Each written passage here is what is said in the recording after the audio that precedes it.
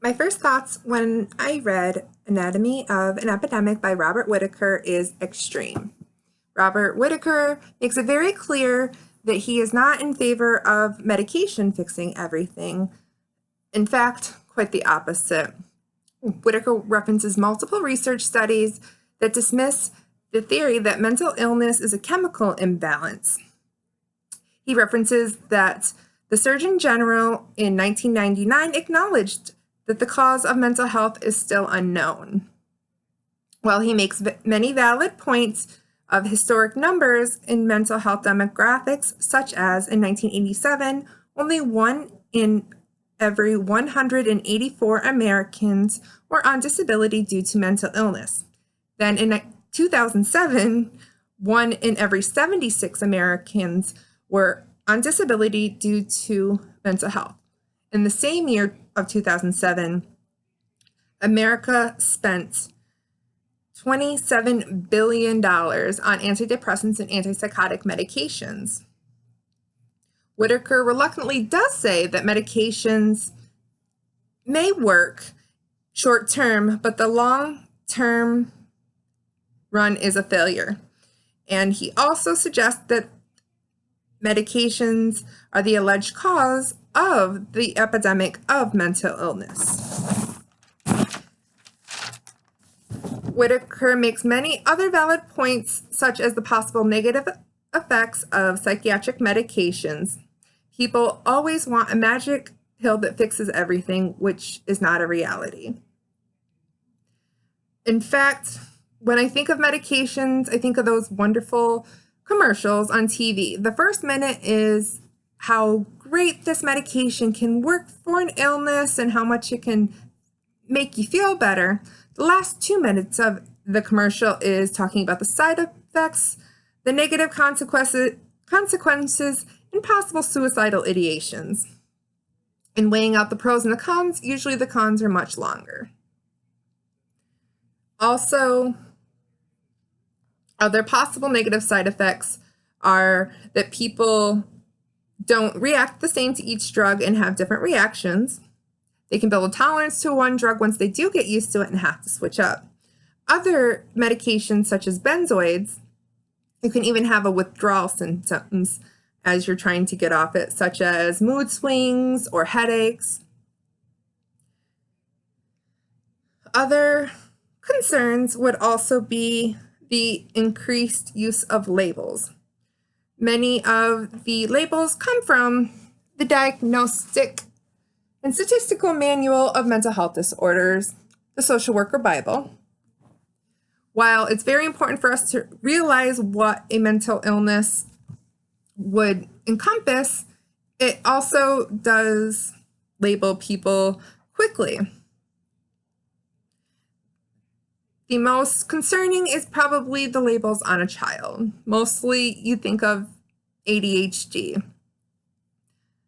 I myself have definitely saw way too many children be diagnosed with ADHD and then just drugged up. They kind of look like little zombies. It's not very nice. Prior to 1980s is when the doctors started prescribing stimulants to children. Prior to that, when you looked out on a playground, people would see the bullies, the shy kids, teacher's pet. Now you look at the playground, you say, oh, he has ADHD. Oh, that kid's bipolar. That kid has behavioral issues. So much for the bully syndromes. When children hear these labels, they start to believe the labels, that they are what people say they are, and that's just what it is.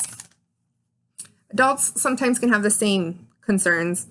When people don't understand their mental illness, it's a job for social workers to try to help the clients understand their illness and understand they're not alone. Making sure your client is educated on the mental illness or the diagnosis they are given is extremely important.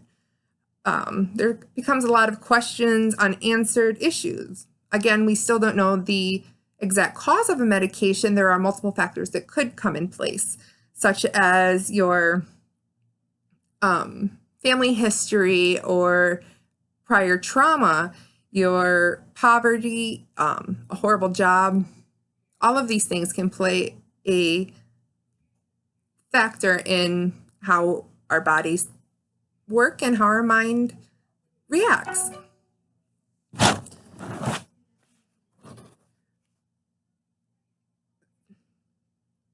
Most of the time, things aren't just one-sided. The best approach would probably be a little bit of both. Some medications, some talk therapy, but medication is always secondary to therapy, in my own opinion.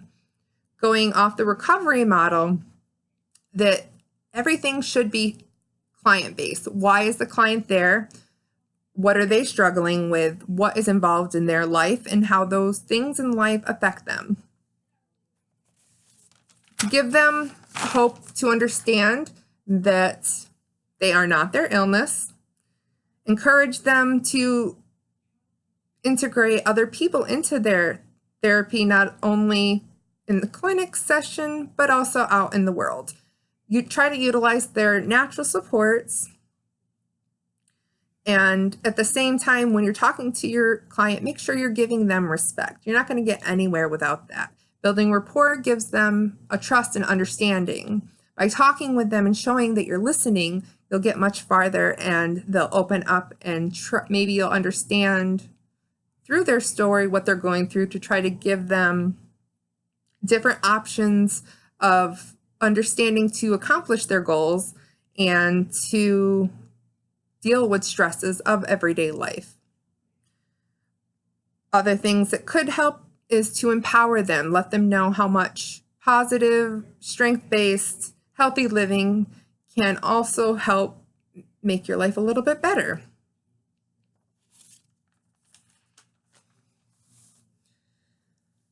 There are a lot of stigmas when it comes to mental health. Just because you're in therapy, you're crazy. Now, if you're in therapy, you're a person. You have problems, you're talking to someone. Everybody needs someone to vent to, especially a third person who kind of understands what other people are going through might help. Also, the recovery model is all about thinking what could also help the person process and get through whatever they're having a hard time with at that moment. Letting your client know that they're not alone and that they can get through this, giving them strength just to get through every day can make all the difference. And advocating for themselves as well. They can help other people to understand and know that they're not alone either. Spread the word. In general, the book and the other readings make a lot of great points. I myself am a firm believer in both a little bit of therapy and a little bit of medications, depending on the person's diagnosis, could be extremely helpful. Others can't function without their medications, and I've seen it in everyday life. Every person's not the same, but whatever works for that person, whatever gets them through the day, that's all that really matters. My biggest take home and influence from this class, as well as the book, is that we are not God. We cannot fix everything. Medication is not magic. And pretty much we have to work as a team, build some trust, give them avenues, and help them empower themselves. Life isn't easy and probably won't be. By giving each other some communication, coping skills, and getting through the day. Hopefully tomorrow will be a better day and go from there. I think that's it.